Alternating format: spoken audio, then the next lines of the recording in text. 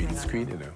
Welcome back to Trinidad and Tobago. Hema Ramkissoon, and we're switching our focus now at this time. And Nicole, Dyer-Griffith and Richard Young join us on set, and we're talking about the O2N Style. We've interviewed Nicole since she started this new incarnation. I think she keeps reinventing herself, from politician to mother to fashion icon, now moving forward to empowering women and taking the Caribbean with her. And now we're talking about the next incarnation of the event, Oxygen with Nicole, also looking at all of the support groups that have come onto this cause. But in the end, is she achieving what she wants to? It was about starting conversations. Is the conversation continuing? Good morning. Thank you for joining us. Good morning. Good morning. Thank you for having us. Nicole, before I start with this discussion, I cannot have you on set. Of course. Without having a little bit of politics in this discussion. Of course, yes. Michaela Pandey had a meeting yesterday. You were not in attendance. No. Why? Because I'm focused right now on this major production, and so I just felt that I need to keep my focus where it is. She's obviously trying to test the water. And at the end, there was a soundbite. Do you think I should form a political party? You yourself, in another element of your life, another aspect of your life, hold a political post as well. Yes. Is there room for another party, and will you see yourself collaborating with her?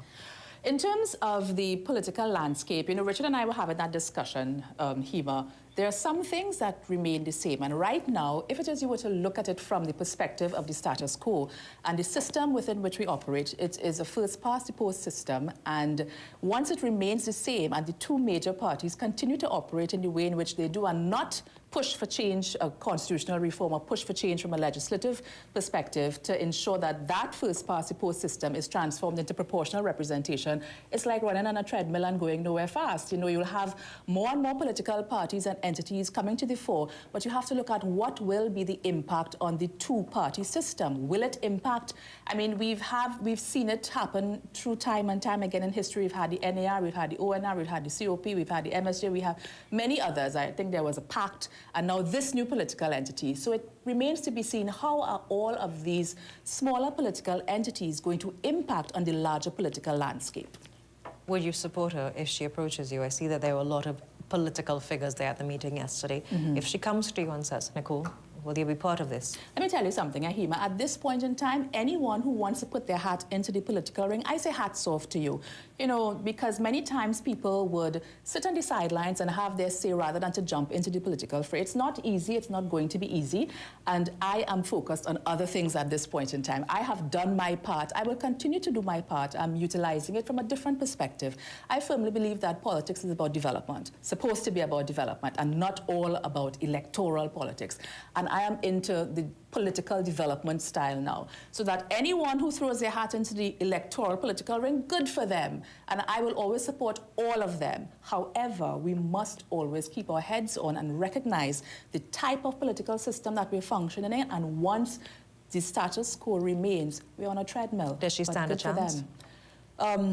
Because of the system that currently pervades, I think the chance that she has, what she has to do is to prove herself. She has to prove herself to the population. She has to demonstrate that she is there, and that the type of different political style that she speaks, action always speaks louder than words. So it is up to her to prove that she's there, and she offers an option. It remains to be seen if the option could be an alternative. The Pandey name, do you think, and it's going to be my final question, Sure. Do you think that there's enough currency to motivate and to move a population? You know, I really love Mr. Basdio Pandey, as do many people in Trinidad and Tobago. I mean, he has stood the test of time. He has demonstrated that his political character and his persona is larger than life. So it will be left to be seen if his offspring can replicate that. Well, it is going to be a long shadow to see if you can move away from it. We're moving our focus now, and this is yet another O2N Style, and we're talking a little bit about the event that's taking place at O2 Park. O2N. How did this all start? Well, as you mentioned in one of my many incarnations, and after the experience in 2015, political experience, where I ran for Member of Parliament in one of the areas, one of the Diego Martins, that experience was particularly negative. And I think you'll recall, Hema, that during that campaign in 2015, that the air was rife with negativity. And, you know, people felt that the campaigns in themselves were so negative that I myself, after the experience, I felt that I needed to just kind of step back from it all and take a breath. And that is where the Oxygen part came in, and I needed to really think, is this what my energies are going to be used towards? And if my energies are going to be used towards it, am I getting the return that I really want? You know, I'm putting so much in there. At the end of it, what is coming out of it? And so after that experience, I coalesced with a number of persons. We shared some, you know, we shared our experiences and so. And a friend of mine said, you know, Nicole, this felt like oxygen. And perhaps it's something that you should explore a little bit further. And so we did. I met with Richard, who infused of the creative element of the O2N concept. And we hosted an event, a motivational event, which started off for women, but it has since changed direction in Trinidad and Tobago in 2015. Was very successful. We had women like Catherine Stallmeyer-White, Liz Montano, and a few others share their stories, utilizing a very different type of methodology where we infuse psychodrama, and Richard looked at the entry and exit points of each one of the women who shared their stories to create a connectivity, not only for the person sharing, but also for the persons participating in the audience. And we did it a few times in Trinidad. We went to Guyana, where we hosted a similar thing, which was sponsored by the Ministry of Social Cohesion in Guyana. We did it in Antigua. It was also sponsored by the Festivals and Commissions thing in Antigua, which is also a part of their Ministry of Culture. So you'll see in other islands of the region who sponsored and hosted and supported, whereas in Trinidad and Tobago it was very different. And it was successful in the region, and we said, you know, we've struck upon a formula. And so we took this formula and continued to replicate it. And we said we needed to have this under an umbrella of sustainability, and so we launched the O2N Foundation. And so the O2N Foundation, which was recently launched, has two major projects: the Oxygen with Nicole motivational series, and of course O2N Style, which is where I'll segue to Richard to talk about. So what is O2N Style? So we now have this, we're now diversifying this brand. Yeah. Yeah. So O2N Style is going to be a corralling of creative enterprise, fashion being a prominent feature. I mean, Nicole and I started with that as the genesis of our association when she modeled with me and went on to become Miss Trinidad and Tobago. But what we are doing is having a huge exhibition where creative enterprise is going to be allowed to be very interactive. We also are about being integrationists, so there's a whole Caribbean perspective to it. So there is Guyana, there's Antigua, there's St. Vincent and the Grenadines participating in this acknowledgement of the creative aesthetic, the Caribbean aesthetic. And the fashion element, which is a showcase called O2N Style, is going to feature over 20 designers. We infuse that with talent, because I believe in the identity branding of Caribbean style. It is not just about the garments. The garments are the costuming of this our Caribbean style, but it is the way that we say to the world that we like who we are and that we have a way to style ourselves. Our fashion arts, our beauty arts, and our event-making arts are all coming together, harnessed in this thing called O2N Style. So it's a special event that is going to course a 5-hour period, but the show is just an hour and a half, where you come to the exhibition and you course through the exhibition, meeting exhibitors who have found non-traditional ways of being creative and ingenious. And we have, we try to enforce that they make that the mandate of their participation, that they make, they encourage people to have another perspective on how to survive, is how we confront our realities in a creative way.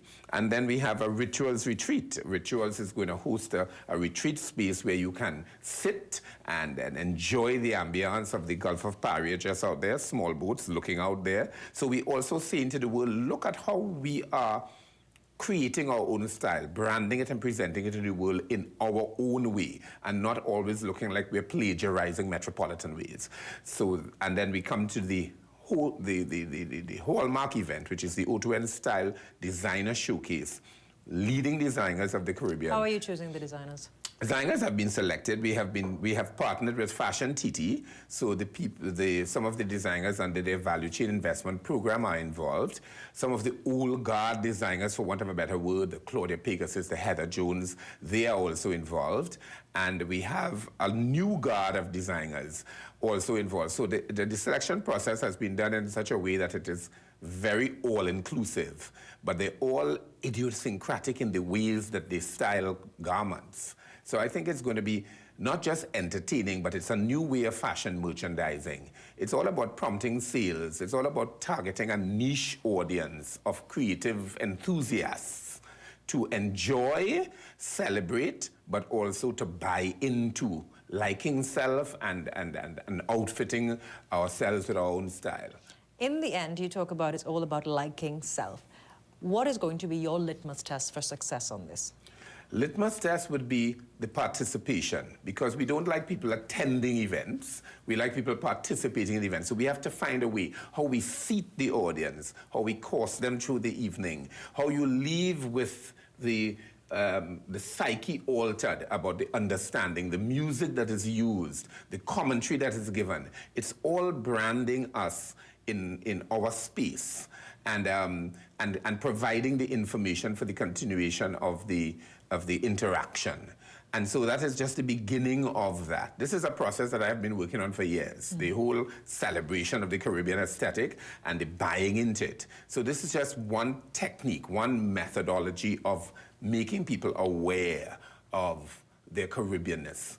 And so that is it, participation, not just in terms of large numbers, but we expect large numbers, but being involved and leaving with samples and leaving with notions. We have people like Pink Hibiscus, who is transforming how they address the public in terms of being cancer aware of cancer and its implications. So I really think it's an empowering new world formula, and I think that we are going to encourage people to be part of this interactive process. Then we move on to other islands where we're going to continue with our OTV. That would have been my motivational series. Yes, we are continuing. We have St. Lucia pegged, we have St. Vincent the Grenadines pegged, and we have Tobago, our sister island, pegged. For the continuation of our motivational series. And as Nicole said, it's no longer just about women empowerment.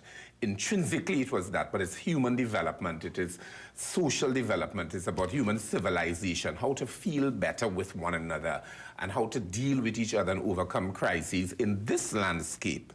You know, because we can offer that to the world as an alternative and not just copy formulae that they have come up with based on their logistics. Nicole, you have the closing comments this morning. This is all about, it started off as you needing breathing space after a brutal campaign to motivating other women. And now you're telling them to take care of themselves as well. Yeah. What do you want to say to Trinidad and Tobago? I would like to say that come on down to O2 Park on Sunday the 27th. Tickets are available at all Lotto outlets. We did not say that. That's very important. But come to see a different style. You see, the campaign, Hema, is called Style Every Day with Purpose. And style is not about fashion. Style is about who we are, what we do, the way we walk, the way we talk, the way we feel about who we are. So Style Every Day with Purpose. Get to the Lotto outlets, get your tickets, and come on down and share an evening with us. We take a short break. When we come back, we'll have more for you. Stay with us. This is The Morning Brew.